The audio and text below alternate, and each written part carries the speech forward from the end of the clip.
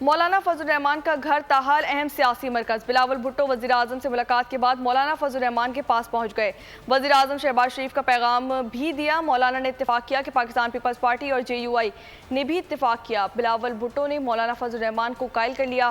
خورشید شاہ نے کہا کہ پارلیمنٹ میں قانون سازی سے کوئی نہیں روک سکتا۔ مولانا صاحب سے کہا کہ ہم اس پہ بیٹھ جاتے ہیں، جو پیپلز پارٹی بل بنا رہی ہے یا آپ کے پاس کوئی سجیشن ہے، ہم آپس میں بیٹھ جاتے ہیں، آئین اور قانون کے مطابق بل آئیں گے، پارلیمنٹ میں پیش ہوں گے، آئین سے بالاتر ہو کے۔ نہیں، کوئی بنانے کی بات نہیں ہے، کوئی جھگڑنے کی بات نہیں ہے۔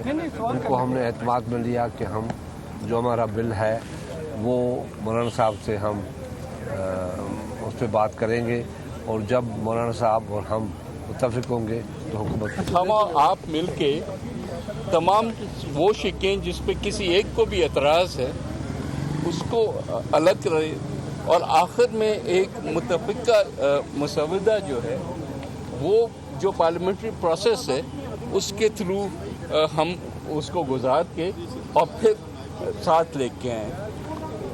اس پہ اتفاق ہوا دونوں کے درمیان کہ رات کے بیچ میں کوئی کانسٹیٹیوشنل امینڈمنٹ ایسے پاس کرنے سے بجائے اس کو وقت دیا جائے، اس پر مشاورت کی جائے۔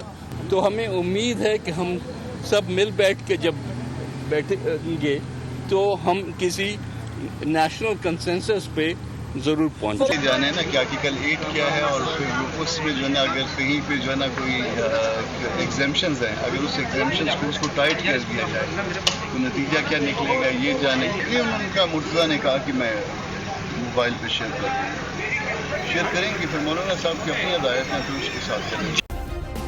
سبسکرائب کریں اور بیل دبائیں تاکہ کوئی خبر رہ نہ جائے۔